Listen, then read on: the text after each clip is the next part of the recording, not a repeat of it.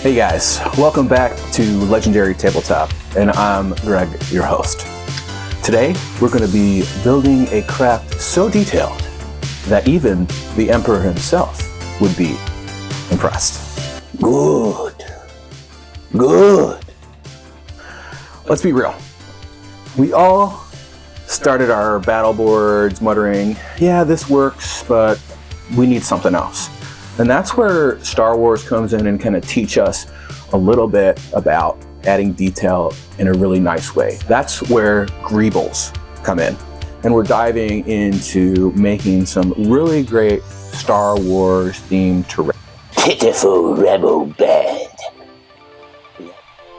Okay, so we're beginning this Star Wars themed build with the Star Wars Technical Journal here that I'm using as inspiration. This is a book that came out about 30 years ago, before the internet, and when I was a little kid in the 90s, this was kind of the way that you would learn more about Star Wars and learn more about the IP that you love, because there wasn't really much out there yet. So this was a cool way to learn more and dive deep in, and you'll kind of notice the Star Wars design aesthetic is very unique, and the people that originally made the special effects for Star Wars invented this term called gribbling, where they would go to model stores. They would build all these vehicles using like World War II model kits, and you can kind of see they would just like layer parts and put a lot of little details, and it would make the everything that on the screen appear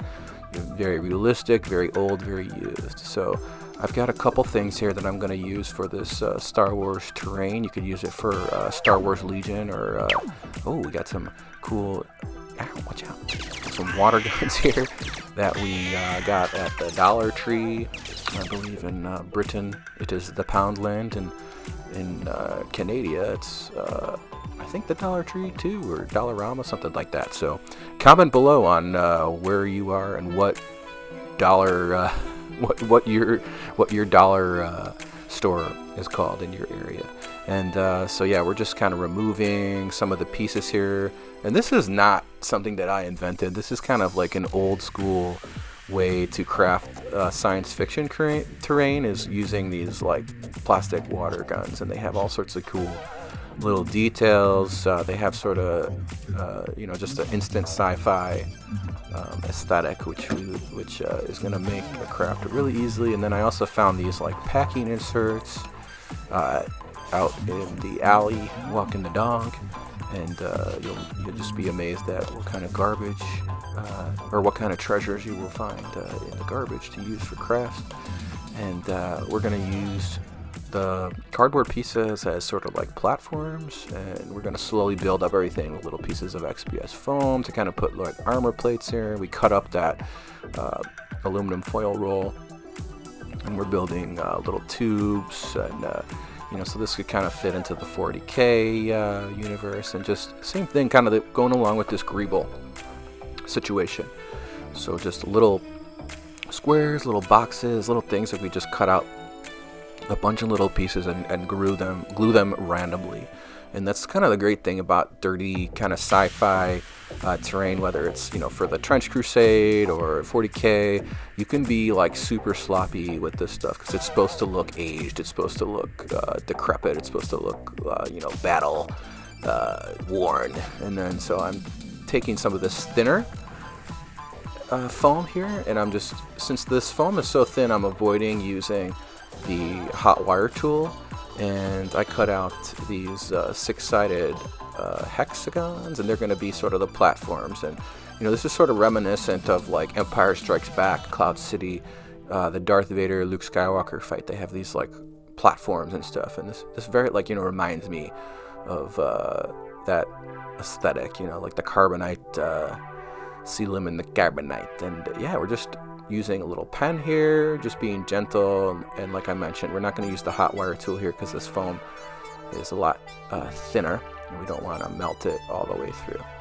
And just slowly adding these little grates. If you wanted to, you could go a little bit harder, and a lot of people get this stuff that they call granny grating. It's like the sewing mesh material that you can get. It's really inexpensive at hobby stores, and you can use that to create this too, and you know, sandwich a couple pieces of foam or cardboard on the other side. But I just wanted to go quickly and show you guys what I was thinking with this Star Wars terrain, and we're just kind of adding the platforms, adding these little kind of triangle things, and just as we go, just adding detail after detail to create our gribbling Star Wars aesthetic.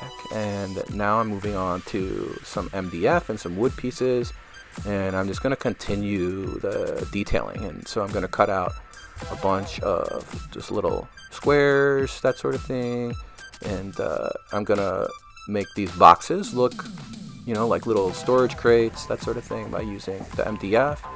And I'm going to put some of the MDF on the actual building itself. And then I have this wine cork that I'm going to cut to be sort of like a barrel. And wine corks are great for this. Just, you know, cut a couple in half, and everybody has wine corks laying around their house.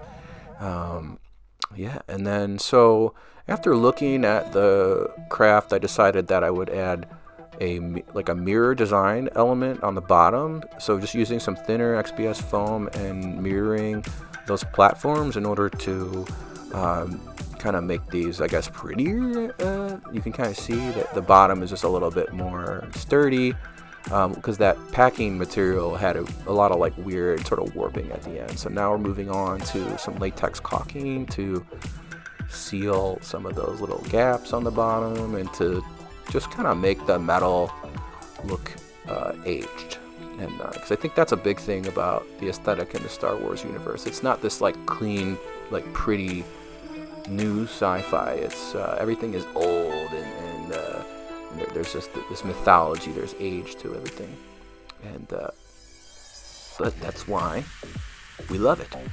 And yeah, so we're about the silicone, not silicone, it's latex caulk. I get myself every time.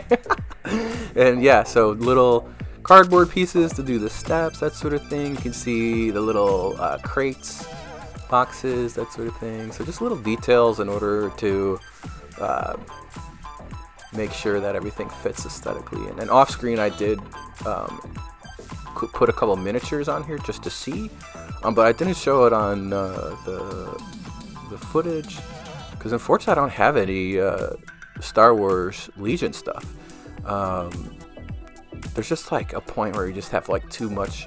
I'm just not going to get into another game. At some point I may, you know, 3D print some stuff, but I just, you know, at some point you just got too much stuff, and you gotta just practice some restraint when it comes to consumption. My little TED talk about creativity. You know, it's in life, in modern society, we consume. But I think it's just important to create. So if you're consuming too much, try to stop and create a little bit.